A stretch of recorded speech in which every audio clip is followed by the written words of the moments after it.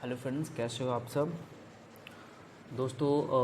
आज की क्लास हम लोग बात करेंगे बीएड एंट्रांस के बारे में। दोस्तों ध्यान रखना, बीएड एंट्रांस आपका 13 अगस्त को है, ठीक है, बिहार बीएड को। यहाँ पे आप ध्यान से समझने का प्रयास कीजिएगा। बिहार बीएड की बात करते हैं तो 13 अगस्त को आपका एग्ज़ाम्स हैं। और दोस्तों इम्पॉर्टेंट टॉपिक की बात करते हैं। ये चीज़ बहुत मायने रखता है कि इम्पॉर्टेंट टॉपिक आखिर में है क्या। इम्पॉर्टेंट टॉपिक्स की बात करते हैं तो इम्पॉर्टेंट टॉपिक्स आपका दो ही है, पहला जीके और दूसरा जो है दोस्तों ध्यान रखना टीचिंग। ये दोनों टॉपिक बहुत ही ज़्यादा इम्पॉर्टेंट है, इसको आपको फॉलो करना है। तो आज की क्लास में हम लोग बात करेंगे इन्हीं दो टॉपिक्स के रिलेटेड जितने भी इम्पॉर्टेंट क्वेश्चंस हैं जो बार बार एग्जामिनेशन में पूछे जा चुके हैं, और उन्हीं क्वेश्चंस को हम ध्यान से समझने का प्रयास करेंगे। क्लियर है? तो चलिए शुरू करते हैं आज की कहानी। और आज का जो पहला एक सवाल है आपके स्क्रीन पर है, थोड़ा सा ध्यान से समझने का प्रयास कीजिएगा। पहला सवाल आपके पास है कि निम्नलिखित में से किसने संस्कृत व्याकरण पर एक प्रसिद्ध शोध प्रबंध लिखा है। इसका आंसर आप जल्दी दीजिए, पहले सोचिए, उसके बाद मैं आपको बताऊंगा इसका करेक्ट आंसर। तो निम्नलिखित में से किसने, ध्यान रखना ये सभी इम्पॉर्टेंट क्वेश्चन है, बहुत बार एग्जामिनेशन में इस सवाल पूछे जा चुके हैं। तो ध्यान से समझ के, सोच समझ के इसका आंसर दीजिएगा। तो पहला सवाल आपके स्क्रीन पर है कि निम्नलिखित में से, इस सभी आपके सामने है, पतंजलि, पाणिनि, सुश्रुत, चाणक्य। तो निम्नलिखित में से किसने संस्कृत व्याकरण पर एक प्रसिद्ध शोध प्रबंध लिखा है। ध्यान रखना इसका आंसर होगा B, Panini is the correct option. साथ साथ याद करते चलिएगा, बहुत इंपॉर्टेंट सवाल है ये सब, ठीक है, एग्जाम में आएगा। Panini is the correct option. अगला सवाल आपके स्क्रीन पर है कि भारत के किस क्षेत्र में वनस्पति को हेलोफाइटस के रूप में वर्गीकृत किया जाएगा। तो ध्यान रखना, जैसे ही हेलोफाइटस आपसे बोले तो याद करना Sundarban. Sundarban is the correct option. इसका जो सवाल का उत्तर होगा क्या होना चाहिए, सुंदरवन हो जाएगा। अगला सवाल में आ जाइए। जो अगला सवाल दोस्तों ध्यान रखना, जो अगला सवाल है यहाँ पे आपके स्क्रीन पर तीसरा नंबर सवाल पर देख लीजिए। 9 वर्ष के अवसर पर उगादी, यहाँ पे ध्यान रखना उगादी यहाँ पे है। जो उगादी है दोस्तों ध्यान रखना कर्नाटक में आयोजन किया जाता है। उगादी जो है वो कर्नाटक में आयोजन किया जाता है, इस चीज़ को ध्यान रखिएगा। उगादी की बात जैसे ही आपसे एग्जामिनेशन में पूछे तो आप कर्नाटक पर टिक कर दोगे, ठीक है। क्वेश्चन नंबर 4 में आ जाइए। क्वेश्चन नंबर 4 क्या बोल रहा है, ध्यान से समझने का प्रयास कीजिएगा। क्वेश्चन नंबर 4 जो है आपके सामने, मनुष्य में, ठीक है, ऊर्जा तथा पदार्थों का स्रोत क्या है। जैसे ही बात करता है ऊर्जा तथा पदार्थों की स्रोत, तो ध्यान रखना भोजन करने से होता है। जब आप भोजन करोगे तो तभी आप में एनर्जी आएगी। तो इसका जो करेक्ट आंसर हो जाएगा क्या हो जाएगा, भोजन इज़ द करेक्ट ऑप्शन। अगला सवाल में आ जाइए। नेक्स्ट सवाल आपके सामने है, सितारा देवी किस संबंध से है। सितारा देवी का संबंध किससे है, ध्यान रखना कथन नृत्य से इसका संबंध है। तो सितारा देवी का संबंध किससे है, तो कथन नृत्य से इनका संबंध है। अगला सवाल आपके सामने है, स्कूल व्यवस्था की मुख्य जिम्मेदारी किसके ऊपर होती है। जो स्कूल होती है उसका जो मेन पार्ट होता है वो प्रिंसिपल जी होते हैं। प्रिंसिपल के पास सभी जिम्मेदारी होती है स्कूल की। इसका जो करेक्ट ऑप्शन होगा 6 नंबर सवाल का, उसका principle is the correct option. अगला सवाल में आ जाइए, ठीक है। अगला सवाल आपके स्क्रीन पर है, ध्यान से समझने का प्रयास कीजिएगा, ठीक है। शिक्षकों छात्रों की क्षमता किस तरह मापता है। अगर हम छात्र की क्षमता की बात करते हैं तो उसका जांच करके हम लोग माप सकते हैं। तो छात्रों की जांच करके is the correct option, B part होगा इसका करेक्ट ऑप्शन, बी ऑप्शन, ठीक है। अगला सवाल में आ जाइए। जो नेक्स्ट सवाल है, आदत किसे कहते हैं। अगर हम बात करते हैं दोस्तों हैबिट के बारे में, तो ये हैबिट होता है आदत, ठीक है। जब आप किसी कार्य को बार बार करोगे तो वो आदत बन जाती है। ध्यान रखना, जब किसी कार्य को बार बार किया जाता है तो वो आदत बन जाती है। तो आदत किसे कहते हैं, तो आदत होता है कोई कार्य पुनरावृत्ति, बार बार उस कार्य को पूरा करोगे तो वो आदत बन जाती है। अगला सवाल, स्कूल में अनुपस्थिति रहना। स्कूल में जब आप अनुपस्थिति रहते हो और भाग जाते हो तो इसके कारण कौन है, इसका क्या कारण है। दोस्तों ध्यान रखना, कभी कभी शिक्षक अप्रभावी होते हैं तो हम लोग स्कूल में मन न लगने के कारण सब स्टूडेंट स्कूल से भाग जाते हैं, अनुपस्थित हो जाते हैं। तो ये भी ऑप्शन करेक्ट होगा। नेक्स्ट, अभ्यास क्रम में रुचि का अभाव। उसमें अभ्यास क्रम में जो अभ्यास करने में उसमें रुचि नहीं रहता है तब भी स्टूडेंट अब्सेंट करते हैं, तो ये भी करेक्ट होगा। और शिक्षण की निर्बल पद्धति, ये भी आपके ऑप्शन होगा। तो उपरोक्त सभी इसका करेक्ट ऑप्शन होने वाला है। जो 11 का पार्ट इस 9 नंबर सवाल का होगा, उपयुक्त सभी इज द करेक्ट ऑप्शन। ठीक है, उपयुक्त सभी। अगला सवाल में आ जाइए। 10वां नंबर सवाल में थोड़ा सा देखिएगा ध्यान से कैसा सवाल है। क्वेश्चन बोला जा रहा है व्यक्तिगत। ठीक है, व्यक्तित्व से आप क्या समझते हैं दोस्तों? ध्यान रखना, व्यक्तित्व जो है किसी व्यक्ति का व्यवहार को बताता है। ठीक है, व्यक्तित्व जो है किसी व्यक्ति का व्यवहार को बताने का काम करता है। तो इसका करेक्ट ऑप्शन क्या हो जाएगा? B. B is the correct option. व्यक्ति का व्यवहार व्यक्तित्व को दर्शाता है। अगला सवाल, स्कूल में से ड्रॉपिंग आउट। ध्यान रखना दोस्तों, ये जो आपका ड्रॉपिंग आउट है, ड्रॉपिंग आउट का मतलब क्या होता है? ठीक है, ड्रॉपिंग आउट का मतलब होता है स्कूल से हमेशा के लिए छोड़ देना। स्कूल को हमेशा के लिए छोड़ देना होता है ड्रॉपिंग आउट। तो स्कूल हमेशा के लिए छोड़ना, it is called dropping out. इसको ड्रॉपिंग आउट हम लोग कहते हैं। स्कूल हमेशा के लिए जो छोड़ता है उसे ड्रॉपिंग आउट की कैटेगरी में हम लोग रखते हैं। अगला सवाल में आ जाइए। जो अगला सवाल है दोस्तों, जो अगला सवाल है इस पे भी आप ध्यान से समझिए। 12 नंबर सवाल। ठीक है, निम्नलिखित में से कौन सा कार्य लॉर्ड कर्जन के समय काल से नहीं हुई है? ध्यान रखना, ये इंपॉर्टेंट सवाल है कि लॉर्ड कर्जन के समय काल से नहीं हुई है। ध्यान रखना, तो ये इसका जो आंसर होगा हंटर आयोग का गठन।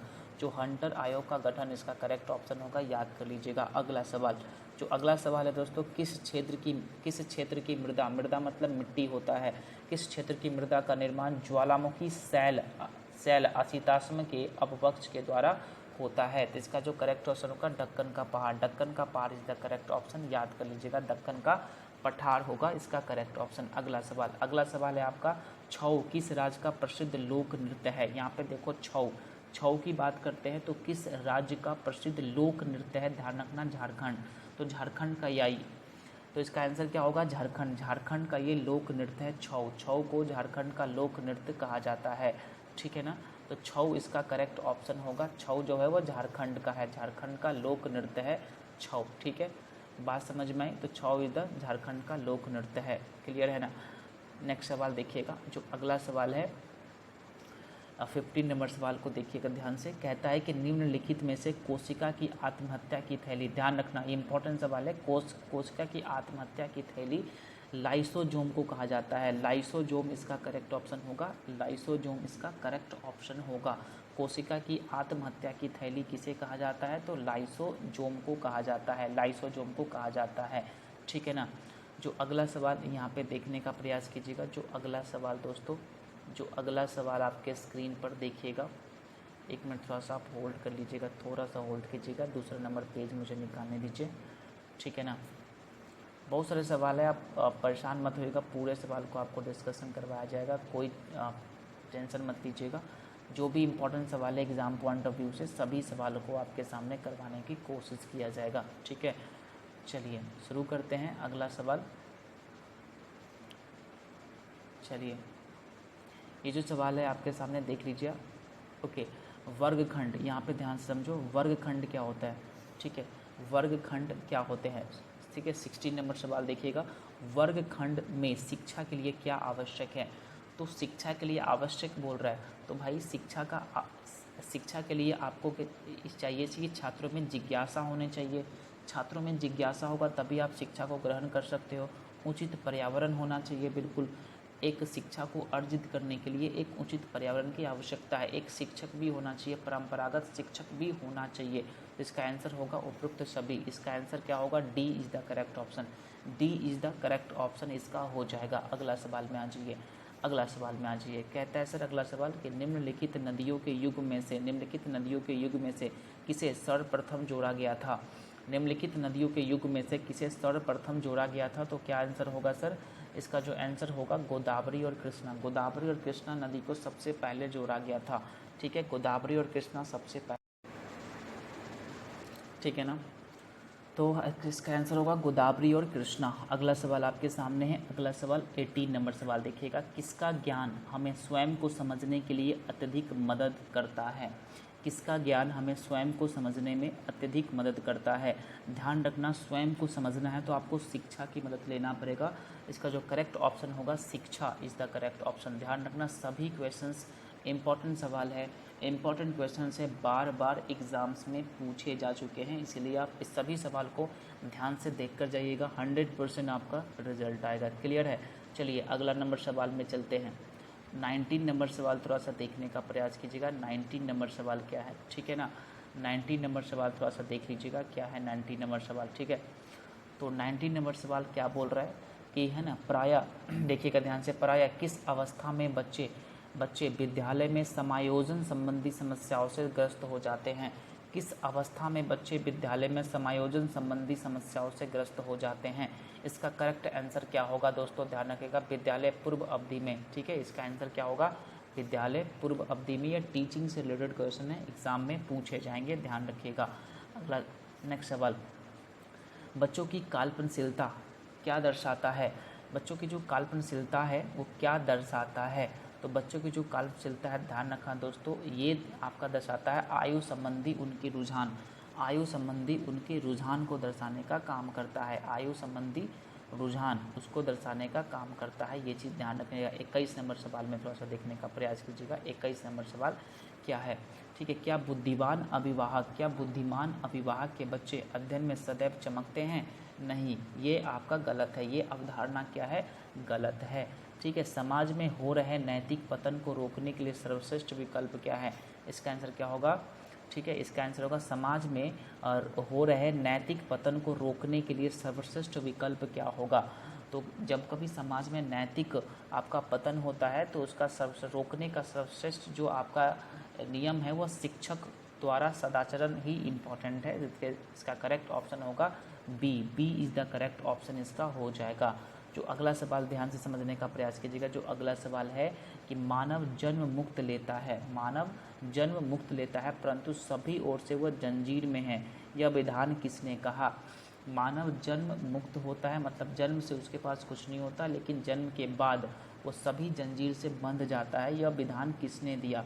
ध्यान रखिएगा, ये विधान किसने दिया? तो इसका जो करेक्ट ऑप्शन होगा आप लोग बताइएगा, इसका करेक्ट ऑप्शन हो जाएगा जीन जैकिस राउटशेड, ठीक है? जीन इसके जैकिस राउटशेड हो जाएगा करेक्ट ऑप्शन, ठीक है? अगला सवाल में आ जाइए। जो अगला सवाल है 14 नंबर सवाल को थोड़ा सा ध्यान से समझने का प्रयास कीजिएगा। 24 सवाल को देखिएगा ध्यान से, क्या है 24 सवाल, ठीक है? चलिए, जो 24 सवाल है आपके सामने है, निर्णय लेने की कार्यक्षेत्र, ठीक है? निर्णय लेने की कार्यक्षेत्र जो है, निर्णय लेने की कार्यक्षेत्र क्या है, ठीक है? निर्णय लेने की कार्यक्षेत्र, ध्यान रखना, प्रशासन के पास हमेशा होता है निर्णय लेने की कार्यक्षेत्र, हमेशा निर्णय प्रशासन ही ले पाते हैं। अगला सवाल आपके सामने है, शिक्षक छात्रों की क्षमता किस तरह मापता है? तो दोस्तों ध्यान रखना, छात्रों की जांच कर छात्रों को टेस्ट कर हम लोग छात्र की क्षमता को जांच सकते हैं। क्लियर है? अगला सवाल, ठीक है? अगला सवाल आपके स्क्रीन पर है, 26 नंबर सवाल को देखने का प्रयास कीजिएगा। 26 नंबर सवाल को, ठीक है? छात्रों को विज्ञान विषय कैसे सिखाना चाहिए? छात्रों को विज्ञान विषय कैसे सिखाना चाहिए? टीचिंग से रिलेटेड सवाल है, एग्ज़ाम में पूछे जाएंगे। छात्रों को विज्ञान विषय कैसे सिखाना चाहिए? ध्यान रखना, विज्ञान विषय सिखाने के लिए छात्रों द्वारा प्रयोग करवाकर, ध्यान रखना, छात्रों को जब प्रैक्टिकल करवाओगे तो डेफिनेटली वो विज्ञान सीख जाएगा। तो इसका डी पार्ट करेक्ट ऑप्शन होगा, छात्रों द्वारा प्रयोग करवाकर आप उसको विज्ञान सिखा सकते हो। अगला सवाल में आ जाइए थोड़ा सा, ठीक है? अगला सवाल आपके स्क्रीन पर है, ठीक है ना? अगला सवाल देखिए क्या है और क्या नहीं है, ठीक है? 27 नंबर सवाल में थोड़ा सा आ जाइए। 27 नंबर सवाल बोल रहा है कि विद्यार्थी को सही या उपयुक्त ज्ञान कैसे दिया जाता है? विद्यार्थी को सही या उपयुक्त ज्ञान कैसे दिया जाता है? तो ध्यान रखिएगा, तो इसको सही ज्ञान विद्यार्थी को तभी दे सकते हैं जब वो स्वयं अध्ययन करेगा, जब वो सेल्फ स्टडी करेगा तब भी उसको अच्छा ज्ञान मिलेगा। तो विद्यार्थी को का स्वयं अध्ययन द्वारा ही विद्यार्थी को सही ज्ञान मिलेगा। अगला सवाल है आपके सामने, भाषा का व्यवहारिक ज्ञान सिखाया जाता है, भाषा का व्यवहारिक ज्ञान सिखाया जाता है। अब तो भाषा प्रयोगशाला में, ठीक है? भाषा प्रयोगशाला में ही भाषा का व्यवहारिक ज्ञान सिखाया जाता है। इसका करेक्ट ऑप्शन होगा ए, ठीक है? अगला सवाल में आ जाइए। अगला सवाल में, ठीक है, आपका अगला सवाल है, कुख्यात विश्वासघाती मीर जाफर किस युद्ध से संबंधित है? ये इंपॉर्टेंट सवाल है, ध्यान रखिएगा। प्यासी, ठीक है? प्लासी युद्ध से संबंधित है आपका मीर जाफर, ठीक है? मीर जाफर किस में है? आपका प्लासी, ठीक है? प्लासी के युद्ध से संबंधित है ये मीर जाफर, ध्यान रखिएगा। 30 नंबर सवाल को थोड़ा सा देख लीजिए, तो थोड़ा सा एक बार 30 नंबर सवाल क्या हो सकता है। 30 नंबर सवाल का आंसर आप बताने का प्रयास कीजिएगा कि ताज़े जल की तुलना में समुद्री जल का हिमांक बिंदु क्या होता है।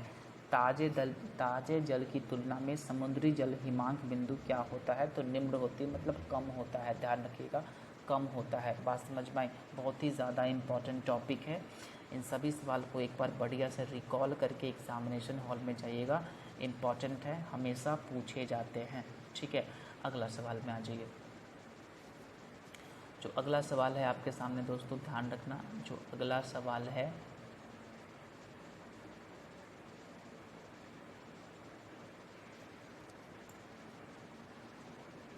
31 नंबर सवाल, थोड़ा सा देखने का प्रयास कर लीजिए।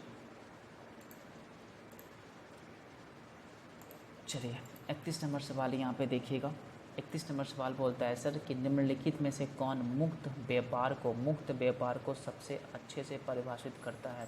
तो मुक्त व्यापार को सबसे अच्छे से परिभाषित करने का श्रेय किस पर जाता है, तो ध्यान रखिएगा, इसका जो करेक्ट ऑप्शन होने वाला है वो होगा आपका निर्यात और आयात पर कोई प्रतिबंध नहीं। जब कोई सामान लाता है और जाता है तो उस पर कोई प्रतिबंध नहीं होना चाहिए, तो यही मुक्त व्यापार कहलाता है। समझ रहे हो, बहुत आसान क्वेश्चन है। अगला सवाल में आ जाइए। अगला सवाल आपके सामने है सर, एक अभिभावक आपसे विद्यालय में मिलने के लिए कभी नहीं आता। एक अभिभावक आपसे विद्यालय में मिलने के लिए कभी नहीं आता, तो आप क्या करोगे, इसका आंसर बताइए आप। क्या अभिभावक को लिखेंगे, आप स्वयं उनके मिलने जाएंगे, बच्चे को दंड देना शुरू करेंगे, बच्चे की अपेक्षा करेंगे, तो यहाँ पे क्या आंसर करेक्ट होना चाहिए, तो इसका करेक्ट आंसर होगा दोस्तों, ध्यान रखना, इसका जो करेक्ट आंसर होगा, आप स्वयं उनसे मिलने जाएंगे। ठीक है, अगर आप टीचर हो, आपसे कोई अभिभावक आपसे मिलने नहीं आते हैं, तो डेफिनेटली आप बच्चे को प्रताड़ित नहीं करेंगे, स्वयं उनके पास मिलने जाएंगे। करेक्ट, तो इसका करेक्ट ऑप्शन होगा हम स्वयं उनसे मिलने जाएंगे। अगला सवाल में आ जाइए। जो अगला सवाल आपके सामने है दोस्तों, ध्यान रखना, अगला सवाल है कि कक्षा में जो विद्यार्थी प्रश्न पूछते हैं उन्हें क्या कहते हैं। तो चर्चा में भाग लेने के लिए प्रोत्साहित किया जाना चाहिए, इसके लगातार प्रश्न पूछने के लिए प्रोत्साहित किया जाना चाहिए, स्वयं रूप से उत्तर ढूंढने के लिए प्रोत्साहित किया जाना चाहिए, और कक्षा के बाद शिक्षकों से मिलने की सलाह दी जानी चाहिए। इसका जो करेक्ट ऑप्शन होने वाला है ये आपका बी पार्ट करेक्ट होगा। बी पार्ट इसका करेक्ट हो जाएगा कि लगातार प्रश्न पूछने के लिए प्रोत्साहित किया जाना चाहिए। ठीक है, इसका बी पार्ट करेक्ट होगा। ध्यान से इन सभी सवाल को आप एक बार रिकॉल कर लीजिएगा। ठीक है, कहीं से भी कोई प्रॉब्लम आपको नहीं होने वाली है। अगला सवाल में आ जाइए 34 नंबर सवाल में। ठीक है, 34 नंबर सवाल क्या बोलता है, देखिएगा, अध्यापक की मुख्य भूमिका की पहचान क्या है। अध्यापक की मुख्य भूमिका की पहचान क्या है, बताओ। संयोजक, प्रेरक, प्रबंधक, नेता। बताओ, शिक्षक क्या होनी चाहिए, शिक्षक होना चाहिए नेता। किसका नेता, टीचर का नेता होना चाहिए। ठीक है, तो अध्यापक की मुख्य भूमिका की पहचान है नेता। किसका, छात्र का नेता होना चाहिए। अगला सवाल में आ जाइए, अगला सवाल में। ठीक है, तो अगला सवाल आपके स्क्रीन पर है 35 नंबर सवाल में, अध्यापक से पहले एक अध्यापक क्या करता है। अध्यापक से पहले अध्यापक क्या करता है, तो इसका आंसर क्या होना चाहिए, तो उपयुक्त सभी विद्यार्थी के रुचि की जानकारी लेता है। अगर कोई अध्यापक नहीं है तो पहले क्या करता है, ठीक है, अध्यापन से पहले अध्यापक क्या करता है, सॉरी यहाँ पे अध्यापन होगा, तो यहाँ पे क्या होगा, विद्यार्थी की रुचि की जानकारी लेता है। ठीक है, अध्यापक पाठ की तैयारी करता है और हेतु की पहचान करता है, तो उपयुक्त सभी इज द करेक्ट ऑप्शन हो जाएगा। दोस्तों ध्यान रखना, ये 35 सवाल बहुत ही ज़्यादा इंपॉर्टेंट सवाल है। आप इन 35 सवाल को ध्यान से समझने का प्रयास कीजिए। फिर मिलते हैं अगली क्लास में और बात करेंगे हम लोग कुछ इंपॉर्टेंट सवाल को। तब तक के लिए थैंक यू सो मच।